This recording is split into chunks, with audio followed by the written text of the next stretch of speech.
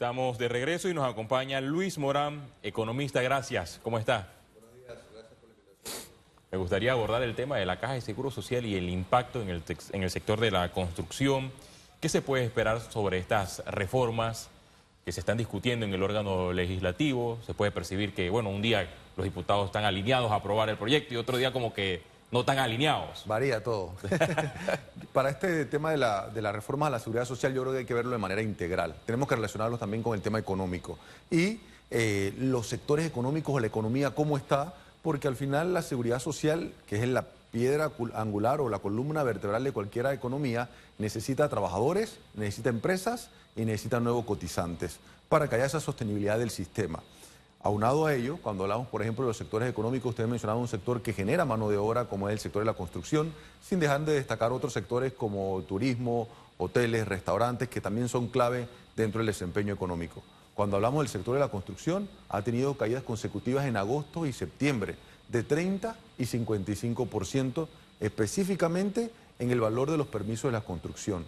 ¿Por qué el valor de los permisos de la construcción son tan clave? Porque nos refleja la inversión que van a hacer las empresas a nivel nacional. Entonces, cuando hay una caída, hay que prestar atención y ver qué estamos haciendo en este sector, que se divide en dos: proyectos residenciales, casas de viviendas, que se están construyendo menos, y también no residenciales, que es todo lo relacionado con el comercio, que también cayó. Hay algo interesante en estos datos del sector construcción que también tiene que ver con la seguridad social. Es el tema de empleo, menos construcciones, pero también lo que están recibiendo los municipios a nivel nacional. Hay municipios, el caso de Colón, caídas del 80%, Arraiján, también caídas considerables, y los municipios de David, Aguadulce, entre otras provincias centrales, que están recibiendo menos, producto de esta disminución en este sector clave de la economía.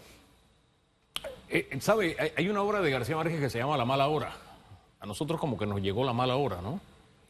Porque estamos discutiendo un tema tan crucial como es Caja de Seguro Social, y estamos en un momento en que la pérdida de cotizantes es algo que ha sido permanente.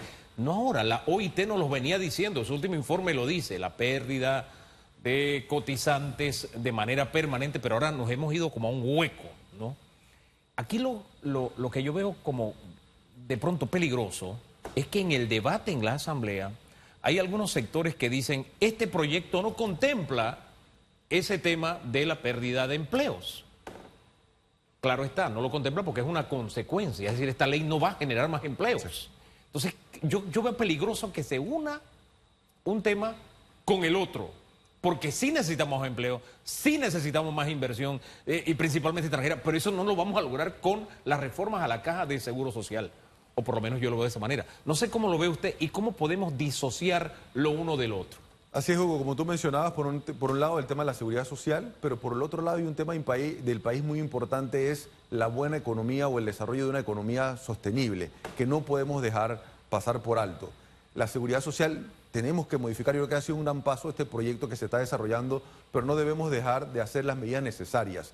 Tú mencionabas un tema importante, el tema del empleo. Panamá, el empleo formal ha caído en los últimos 10 años, es decir, ha caído el empleo privado. Ha crecido el empleo independiente por cuenta propia, pero se ha destacado en la informalidad. Casi el 50% de nuestros trabajadores, provincias claves, ahora que estamos hablando a nivel nacional, el caso de Chiriquí, por ejemplo, casi 60% de informalidad, las comarcas 70 y 90%. Entonces es muy importante el tema del empleo, que no podemos dejarlo por fuera, principalmente los sectores que más generan mano de obra, para que estos sectores tengan esa confianza y puedan contratar y nuestros trabajadores cuenten con seguridad social. Dentro de este proyecto hay un tema muy importante, que son los trabajadores independientes. Tampoco podemos generar trabas u obstáculos a ese emprendedor que hoy está resolviendo el día a día, que también necesitamos que se formalice.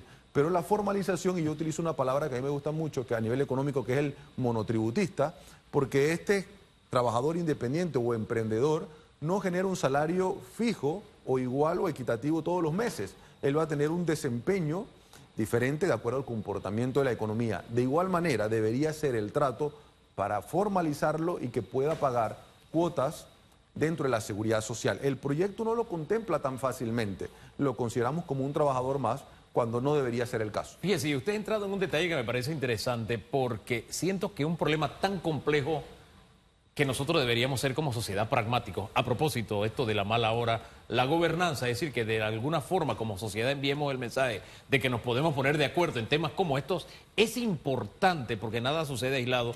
Y ahorita hablamos de la decisión de Standard & Poor's, por ejemplo, que sí están fijándose en la gobernanza, que no arreglemos nuestros problemas a la antigua, a la barbarie, de que nos vamos a la fuerza y entonces que hay... No es por allí, eso también cuenta. Pero voy al tema de la flexibilidad, porque fíjese, usted habla de una realidad, sí, el trabajador independiente, el informal, no genera en todo el año la misma cantidad de ingresos. Debe haber alguna flexibilidad, pero estamos ante unas reformas que el gobierno dice, el que te diga otra cosa te está pegando una mentira. Pero resulta que es que necesitamos tomar de todas las verdades para encontrar una solución. Por ejemplo, hay quienes han planteado, hombre, tenemos que buscar algo con el ITBMS para de pronto no aumentar la edad de jubilación, o no tanta, que no sean 3, que sean menos. Pero entonces el gobierno te dice, no, lo que pasa es que esto no es una reforma tributaria, y por ahí nos vamos. Yo siento que necesitamos encontrar un punto de flexibilizar esto de manera tal que le podamos encontrar una salida, que no nos lo pueda imponer un sector que se caracteriza por ser violento, pero que el poder tampoco sea inflexible y que encontremos algún punto de entendimiento, porque de que tenemos que encontrarle solución, le tenemos que encontrar solución. El país lo necesita. Totalmente. Panamá necesita ponerse de acuerdo en muchos temas y yo creo que esta es una gran oportunidad.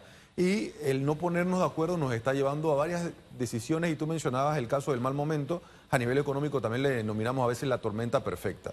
Cuando hay una tormenta perfecta que tenemos todo en contra, necesitamos ir organizando la economía porque parte de ese no ponernos de acuerdo nos ha llevado a una mala disciplina fiscal, un gasto público elevado, una deuda pública que hoy es superior a los niveles que nosotros esperábamos en los últimos 20 o 25 años y un déficit fiscal, Hugo, que supera el 7% en ese gastos e ingresos, en ese balance fiscal.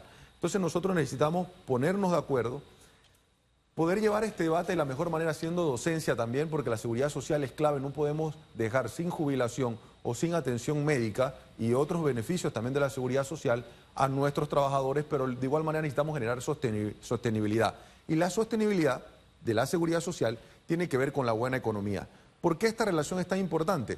Recordemos que el año pasado crecíamos alrededor del 6%.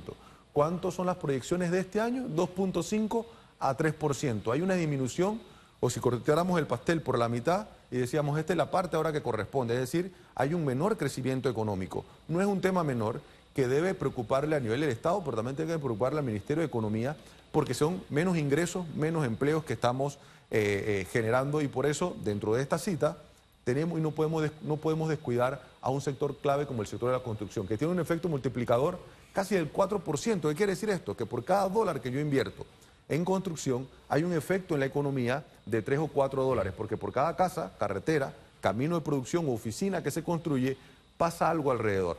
El gobierno se ha esforzado, y hay que aceptarlo, en que algunas obras que estaban detenidas pues se reactivaran, y eso significa generación de empleo, pero se necesita más. ¿Qué hacer? ¿Qué ponemos sobre la mesa? Hay muchas cosas que hay que hacer, no solamente poder culminar las obras que se han desarrollado, también poder cumplir con el compromiso de empresas o empresas licitantes que trabajan, que dinamizan la economía, en donde se le debe o se le adeuda un gran monto significativo para ellos. De igual manera, nosotros debemos enfocar los proyectos residenciales y no residenciales. Hay programas o incentivos muy necesarios en el sector de la construcción que deben garantizar que las familias panameñas opten por una vivienda. Actualmente hay muchas familias que no han calificado, producto de baja oferta también de programas financieros o entidades financieras, y esto no solamente involucra al sector público, también conlleva el gran compromiso del sector privado de generar programas atractivos o incentivos para que las familias puedan optar por ese primer activo como es la vivienda. Focalizar los recursos a nivel del Estado para dinamizar la economía en el sector de la construcción. Debemos desarrollar infraestructura, Hugo, infraestructura pública relacionada con la electricidad, agua potable, entre otros elementos que sabemos que hacen falta. Pero reitero, yo creo que debemos cuidar los sectores que dinamizan, que generan empleo.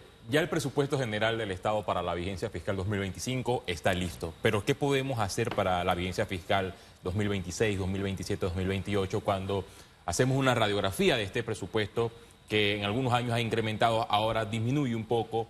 Y si nos vamos a fondo de la inversión que deben tener instituciones importantes, porque lo que ha pasado en algunas instituciones es que aumenta los montos de funcionamiento, es decir, funcionamiento planilla, y disminuye inversión que se debe traducir en obras. Esa es una buena pregunta y gracias por hacerla, porque el presupuesto del Estado es el único instrumento que tiene Panamá para mandar señales correctas a la economía. No hay otro. Si hay un presupuesto mal elaborado, vamos a seguir dependiendo de la deuda pública, que es lo que está ocurriendo actualmente.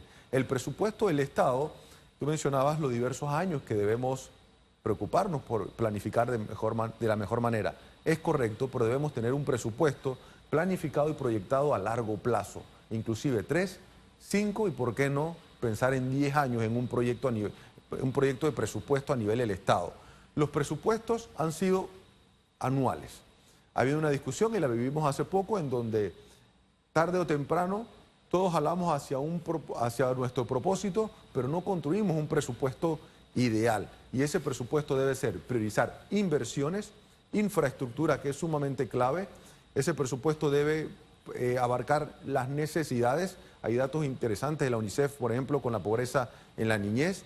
Y ese presupuesto debe potenciar sectores claves de la economía. En este caso estamos hablando de construcción, pero yo no quisiera dejar por fuera, por ejemplo, el caso del turismo, logística, agro, con las situaciones de las lluvias, agroindustria y, ¿por qué no?, sectores de innovación y tecnología que también debemos impulsar. Este último es interesante a nivel económico. Las exportaciones, por ejemplo, han caído casi 70%. No estamos exportando. Claro, hay un cierre de una actividad que se venía desarrollando como es el sector minero, pero debemos sustituir o reemplazar de manera inmediata. No podemos esperar resolver el problema de la seguridad social cuando nuestros exportadores no están desarrollando o agregando valor. Aquí tenemos que aprender a masticar chicle y caminar a la vez y correr, porque necesitamos correr. Gracias, don Lucho. Se nos quedan varios temas en el tintero, pero el tiempo se nos acabó. Pausa y regresamos.